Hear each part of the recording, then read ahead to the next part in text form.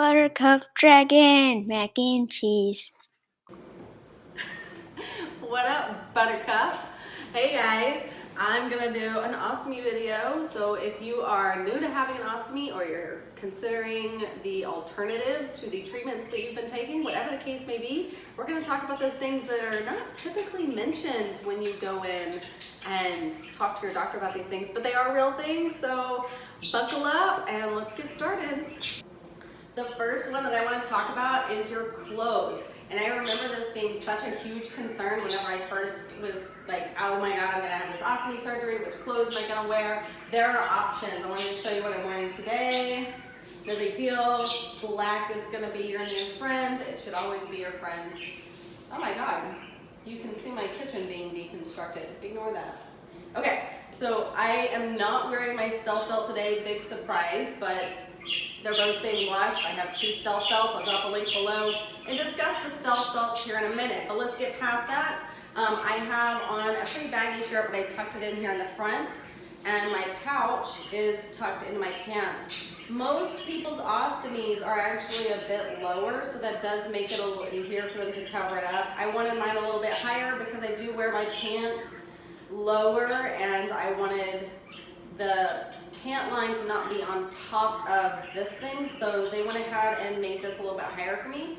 If you're fortunate enough to be able to choose where you get your stoma placed, it is nice to kind of consider it a little bit. One thing you can do is actually get some free sample pouches. I'll explain that in a minute, and you can wear a pouch and kind of see where you would like for that to be and how it fits with your normal everyday clothes. I love my ostomy being a little bit higher, and like I said, most people have them a little lower, about down to here. The pouch is about the size of my hand, so I'm putting it here to kind of demonstrate where that's hanging. If it was lower, it'd be like here, and I feel like it would be like in my pant leg, not into it, so I had it a little bit higher up. But this is what I'm wearing today. Obviously, you can't tell whatsoever. If you want to wear a more skin-tight shirt, that's completely fine. Typically, you can't tell. All right, next. I'm gonna imagine that I put that camera right back where it was supposed to go. All right, Barbie butt. This is the big one. Barbie butt. Oh my gosh. So if you've ever seen the back of a Barbie, her cheeks are sewn together. And Barbie butt is the little term, this is sticking out, it's the little term that's given for what we call what happens to your crack and your hole after your surgery if you're having a full ileostomy and having your rectum removed. So they call it Barbie butt. Now, I do want to point out, don't freak out. They're not sewing your cheeks together. What they are going to do is take that little twisty part that is your anus, and they're going to sew that together. I was fortunate enough that my doctor is a fantastic surgeon, and I mean, she went crafty on me. It still looks completely normal. But if I could describe what that actually looks like, if you look at the end of like a hot dog link or a sausage, like that's kind of what it is like. It's like twisting it and then sewing that shut. What you're gonna run into is some pressure and pain within the first probably 6 months to a year. It's going to be pretty sensitive, so keep that in mind. Be very gentle. One thing that you probably won't be able to do for like a year is like be put up against a wall and then have somebody hold your cheeks and throw you against the wall, if you know what I'm saying.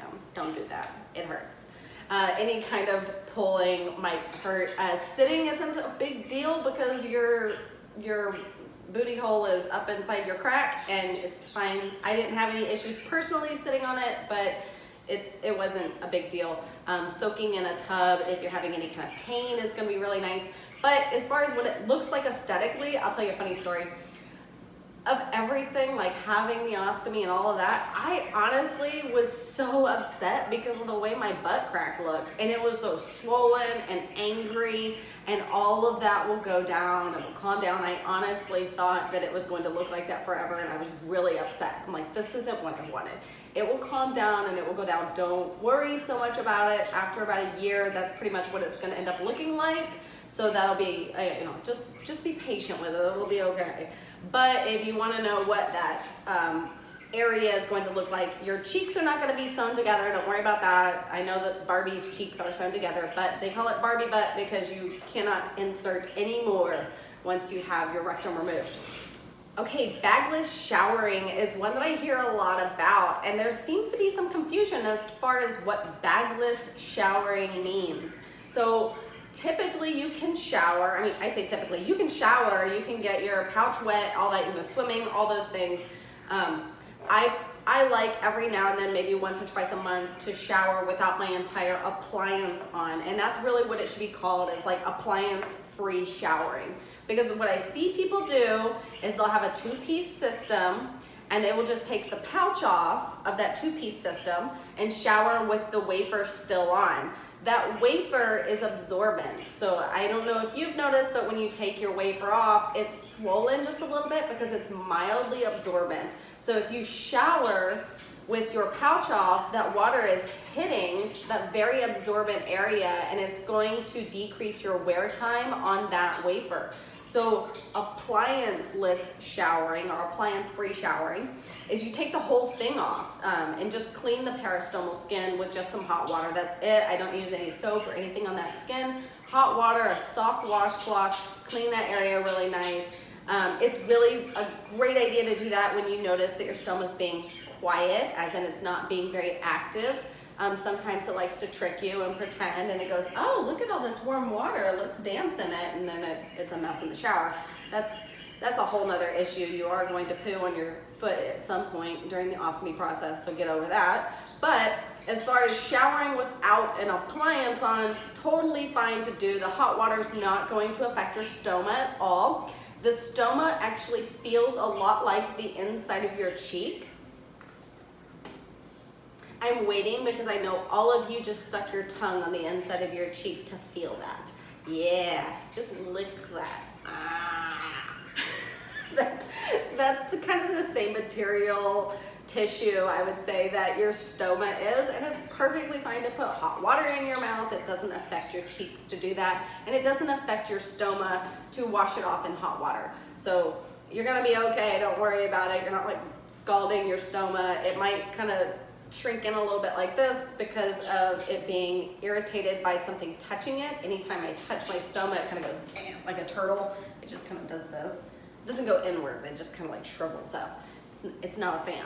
So it is okay to shower without your appliance, but bagless showering needs to be translated into appliance-free showering, because taking, like I said, taking that pouch off and getting that wafer wet is going to decrease the time that you can wear your wafer. So I hope that helps any of you guys that might be trying to shower without the pouch on and just the wafer. Next, I want to talk about phantom urges. Ooh. This was such a weird experience. I've had my ostomy for almost 3 years now, so I don't have this issue anymore. It's easy to forget about it whenever you've had your ostomy for a while, but phantom urges are so weird. Okay, here's what this is. Do you know that idea that when somebody like loses a limb, like let's say they've lost their arm and they have like phantom pains in that hand, and it's all up in your mind, but there is actually still physical pain in those areas. It's a very strange concept. Our brains are super freaking weird, but, no pun intended, you can get phantom urges to poop, and it is intense. I mean, it stopped after about 1.5 years that I was having the phantom urges after I had my ostomy surgery, but sometimes like just drinking a cup of coffee, or in the mornings, like if you're a morning BM kind of person or whatever the case may be, you could just be sitting there and all of a sudden you're like, oh, like why? Why do I have this urge right now? This isn't appropriate. Every now and then, I'm talking like almost 3 years later, I will have that urge. It's probably like every 3 or 4 months it'll happen, so it doesn't really affect me very much. How to deal with it? Oh my gosh. You can ask your doctor, if this is becoming like a daily issue, ask your doctor if they can give you an antispasmodic or whatever that they are going to recommend for you. That's what my doctor gave me. Bless her, because that helps so much to be able to just take that in the morning, and then I wouldn't have that really awful urge. And when I say, it's not like I just gotta go poo kind of urge, like it was excruciating. It was upsetting because it's a really, really bad urge to go. Another thing you can do to counteract this is actually go through the motions that you would have gone through if you were to have the urge to go poop. And what I mean by that is go to the bathroom, take your pants down, sit on the toilet, and pretend push. And for whatever weird reason, your brain's like, thank you, I needed that, and then it goes away after a little bit. But it was happening frequently enough to me that I asked my doctor if I could have something, if there was anything that they could give me to stop this really painful like urge to go. So if you are having this issue and it's affecting your life, please talk to your doctor about it, and I'm sure that they can help you out. It is normal for it to happen. It's okay.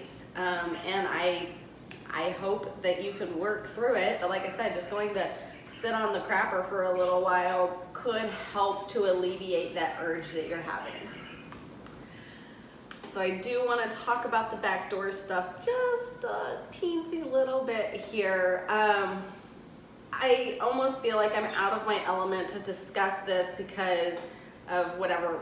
Let's get into this. I want to talk about the gay community, and specifically in this instance with men, because I have, as somebody that's an ostomy advocate, I have encountered men that are gay that feel as though I'm the only gay man with an ostomy. How am I supposed to enjoy anything anymore?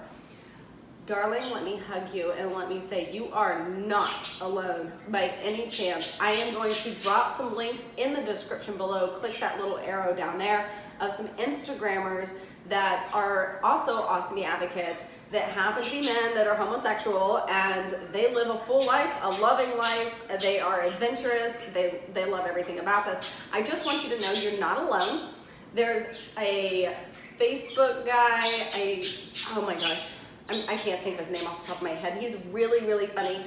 Oftentimes these people are just so exuberant in life and everything, and they're living it to the fullest that you forget that they have a ostomy. But I want you to know you are not alone. Just because people aren't as outspoken as some of us are doesn't mean that they don't have an ostomy. It's not as uncommon as you think, and bless you, but like, shoot me a message if you want to discuss it a little bit more. I'm sorry, the birds are being loud. If you want to discuss it a little bit more, I'll have my email down below, and you can shoot me a message, and I will try to put you actually in touch with these people. Oftentimes within your community, if you live in a city, you'll have an ostomy group. You can go to those. But just please know you are not alone. Your situation is not as unique as you think that it is. And we're here. We are here. I know that it's a difficult struggle, especially in that situation. I personally can't imagine, but I'm just like, you're not alone. Okay, if you think that your ostomy pouch is an eyesore, I just want to point out that you are fine. This is why I wanted to discuss the Stealth Belt. I have them upstairs drying. I have a couple of them. Again, link in the description below on where you can get a Stealth Belt. I typically wear mine every single day, and it's basically just this wrap that goes around and holds everything tight and snug, and it supports the pouch. And if I want to wear something more form-fitting, that it helps to keep everything kind of squished. It's like a tummy corset in a way, except it's stretchy enough that it's not going to, inhibit the flow of my pouch.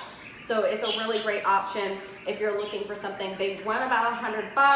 I have a 10% off thing. I think it's still valid. Either way, you can probably still get 10% off from them somehow, but I will put that down below as well. It's called a Stealth Belt. I prefer that one over their competitors because these guys have great customer service, and they're going to help you out, and you're going to be able to get it pretty quickly. It's completely custom ordered, so if you don't have your ostomy yet, don't get one of these. I suggest a maternity band, which it's not as great as the Stealth Belt, but it will blue every time.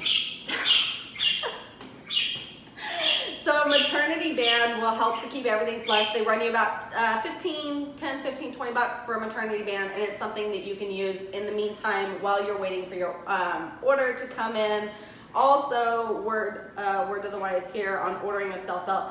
If you are within, I would say within 6 to 8 months of just getting your ostomy, hold off on ordering one.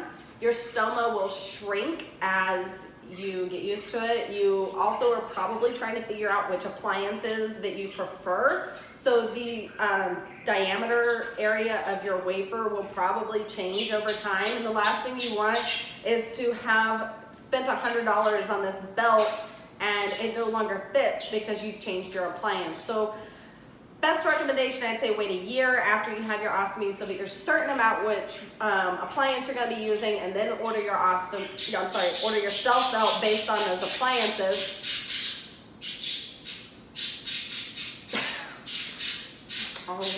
Alrighty then. Good Lord. Okay.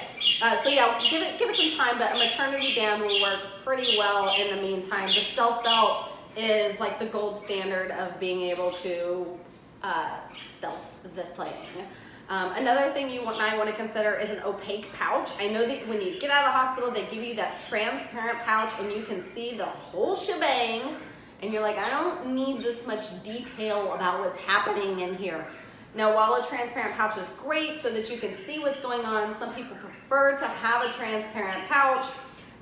If you want to have an opaque pouch, which is the one you can't see through, that's a really awesome option. I have an opaque pouch. If you have a transparent pouch, I recommend pouch covers. You can get them online. They run somewhere around $5, upward of $15 for these really colorful little covers that you can get. Again, links in the description below to some of my favorite ones. But you can actually make them. They're super easy to make, so if you're crafty, you can find some material and make your own. Really awesome option if you want it covered up and looking pretty. You can have them match your swimsuits, which is, I think, pretty freaking neat if you want to do that. It's a cute little accessory. So that's an option that you guys might want to try. Now, as far as you are new to an ostomy, please order free samples. That is such an amazing benefit that you have. These people within like Convatec, Coloplast, Hollister, they have customer service representatives that are super educated on this stuff, and they are happy to help you and send you products. You can call them and say, hey, I'm having this issue where it's leaking. Can you kind of walk me through why this might be happening? If your wound and ostomy care nurse isn't available to help you through that, these guys are a great resource. They will send you free samples of these things, usually 2 to 4 of something, so that you can give it a little bit of time to try it out. They'll send you pretty much a little bit of everything that they would recommend that you use. And if you decide that you really want that product, then you can start to order it through your supply company, and your insurance should cover that depending on what that product is. Typically your insurance will cover whatever it was, especially things with like skin condition stuff. I personally had, I'm very allergic to adhesives. I'm allergic to everything. It's freaking great. I'm allergic to adhesives, so I was using a skin barrier sheet. I didn't think my insurance would cover it, but they do. Fantastic, because I have to use it or my skin breaks out and it's awful and irritating. Different types of barrier rings, barrier paste. These things your insurance should cover depending on which coverage you have. And also, like I said, call these companies, explain what the issue is you're having, and they will recommend stuff to you and send it to you to try, which is just awesome. So I hope this helped any of you guys. If you have questions, comments, if you like this video, be sure to like it, leave a comment below, subscribe. I will be posting some more of these types of videos in the upcoming future. And guess what, guys? I'm super excited. I have decided once a month that at the end of the month, I'm going to be taking a solo camping trip. Big announcement. So now that YouTube is, bringing in some revenue, that I really love camping, and I wanted to be able to start to expand further and further out to be able to do solo trips, camping across the United States, and maybe worldwide at some point, doing backpacking. It's going to be a lot of fun. Be sure to follow me on here because I'm going to document the whole thing with you guys, and you have been so awesome. I feel so fortunate to have this community behind me. I will be doing the camping, doing ostomy videos, and obviously I'm still a big hippie at the heart, and I will be debunking or explaining alternative and holistic practices that I've grown up with or that I've encountered, and I like to do the digging and find the scientific research behind it. So we'll be uploading those types of videos. Again, thank you guys so much. I couldn't do any of this without you, and you have been amazing and awesome, and I love you to pieces. Bye, talk to you later.